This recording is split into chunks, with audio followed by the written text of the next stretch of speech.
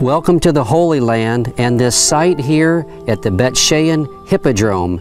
Bet Shean was one of the Roman Decapolis cities in Israel at that time, and right here just outside of the main city is the Hippodrome. This is the place where they had chariot races, where they had games. It was their main stadium and their main center for pleasure activity. So in this video we're going to be talking about a somber reality.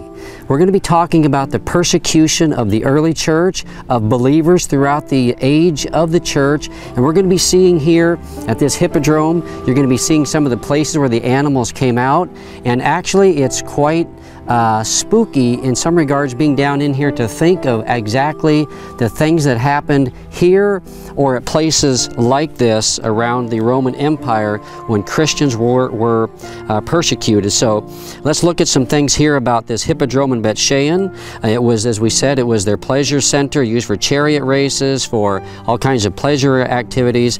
It was also used for pleasure events and games with animals and gladiator type things. You've probably seen some of that in movies. It was also used to persecute Christians during the early church period and later. You can see the underground rooms where the wild beasts would have been released. On many occasions they were released in a game-like fashion or event where believers who refused to deny Christ were torn to pieces and eaten alive while the crowd roared in a frenzy. It was their pleasure activities. It just gives me the chills to think about what happened down in here.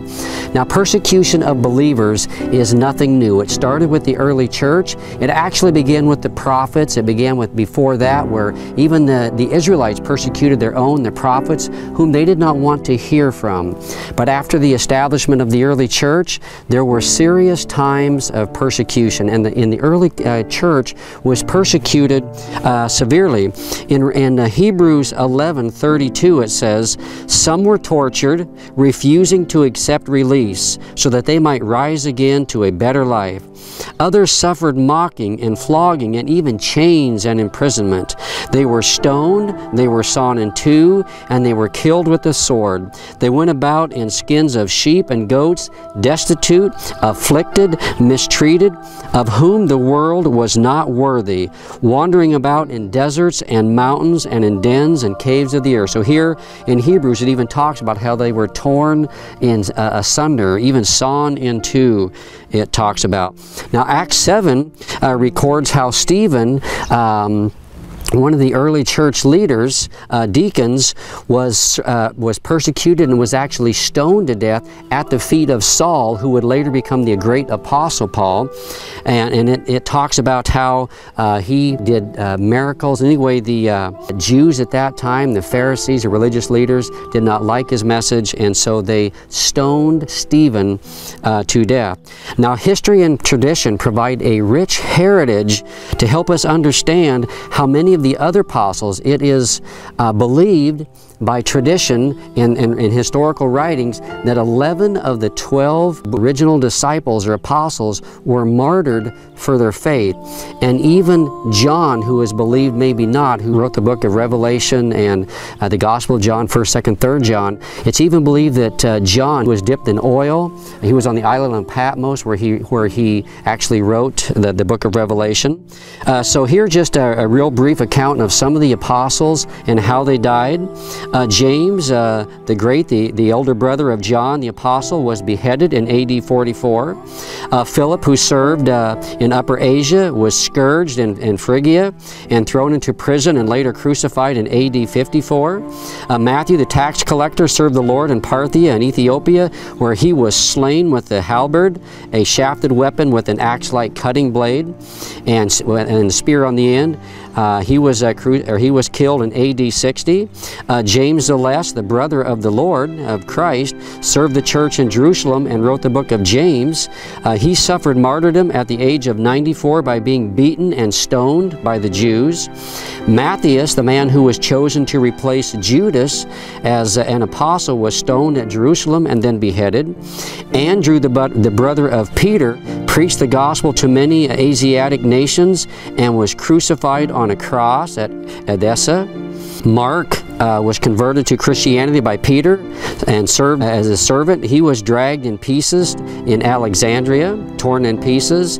Peter the Apostle was sought by Nero to be put to death, and Jerome later wrote that Peter was crucified with his head down and his feet up because he thought himself unworthy to be crucified in the same form and manner as the Lord. And Paul was persecuted severely, stoned to death, or not stoned to death, but stoned on many occasions, and just suffered tremendously. And it's believed that Nero had him beheaded by the sword. Jude, the brother of James, commonly called Thaddeus, was crucified at Edessa in AD 72. Bartholomew preached in several countries and translated the Gospel of Matthew into the language of India. He was cruelly beaten and then crucified as well.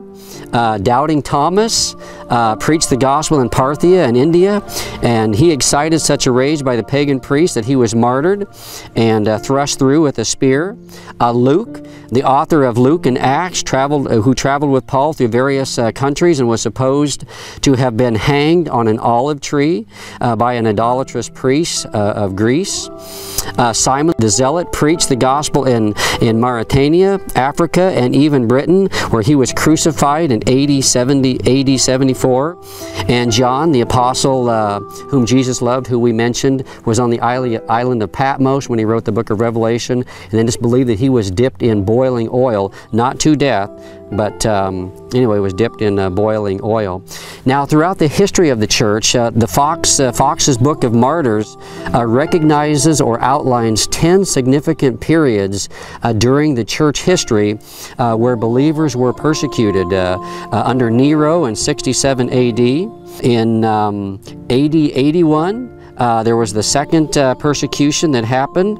In 108 was the third period, AD, 108 AD. Christians were beheaded, beaten, devoured by wild beasts, and about 10,000 Christians were put to death.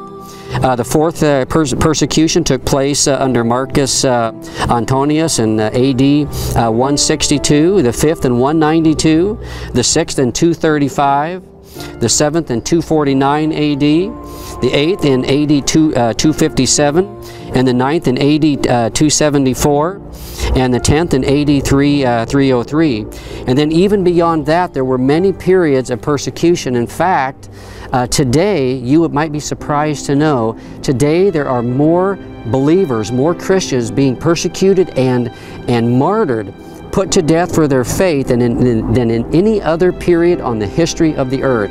Today, in many of the Middle East countries, it is forbidden to be a believer, and many of them are persecuted. Many are killed. We just had recently here, this is 2014, in Iraq, the ISIS army going through and just running out countless Christians, telling them that either they convert to Muslim or that they die or that they pay a huge fine, but really the fine is irrelevant.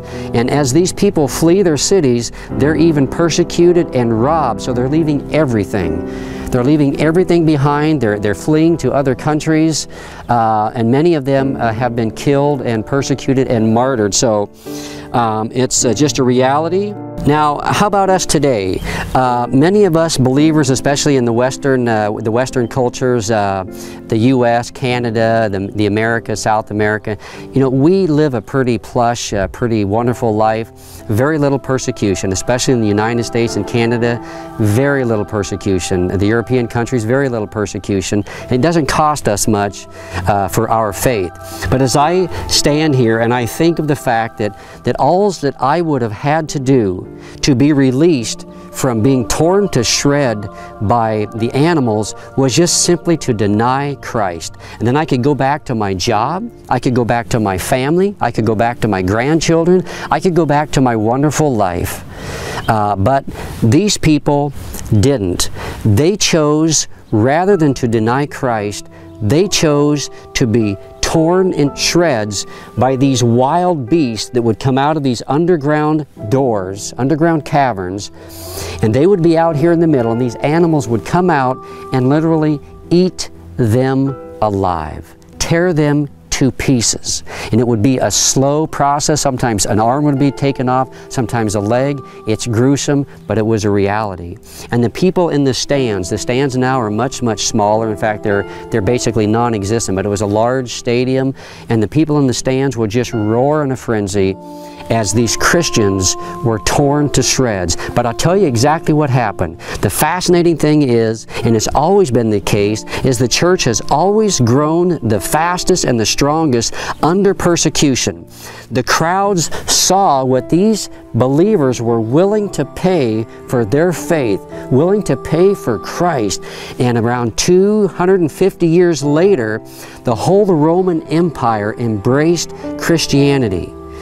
Constantine, his mother Helena, they embraced Christianity, and the whole Roman Empire basically adopted Christianity as their religion, and then it spread from there. So Christianity just spread like wildfire because the people could see that what these Christians were dying for was something priceless. And if we're not willing to pay much of a price to follow Christ, then the reality is He must not mean that much to us. So today I say this very humbly, but think about it.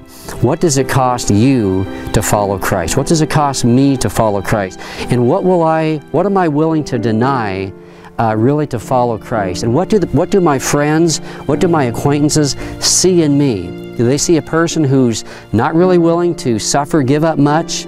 And that I will, in essence, deny Christ over little things, not really publicly in a declarative manner, but in some regards, it's kind of like small ways where I just kind of deny Christ. I don't read my Bible. I don't tell people about Christ. I don't really follow Him. I'm not really a true, serious disciple, and I'm not willing to undergo persecution. So, there's a passage of Scripture I'd like to finish with this. This is a very powerful thought here in Hebrews 12, after the faith chapter in Hebrews 11, where it talks about all of the people who gave their lives and what it cost them to follow Christ. And it says in Hebrews 11 at the beginning that without faith it is impossible to please God. Well, then it talks about all those who suffered. And then the passage we read where they were torn in two. Well, then Hebrews 12 says this, 12:1. Therefore, since we are surrounded by such a great cloud of witnesses, let us also lay aside every weight and the sin which clings so closely, and let us run with endurance the race that is set before us, looking to Jesus, the founder and perfecter of our faith, who for the joy that was set before Him endured the cross, despising the shame, and is seated at the right hand of the throne of God. So consider Him who endured from sinners such hostility against Himself, so that you may not grow weary or faint-hearted. In your struggle against sin, you have not yet resisted to the point of shedding your blood. So in our persecution, Christ is our example.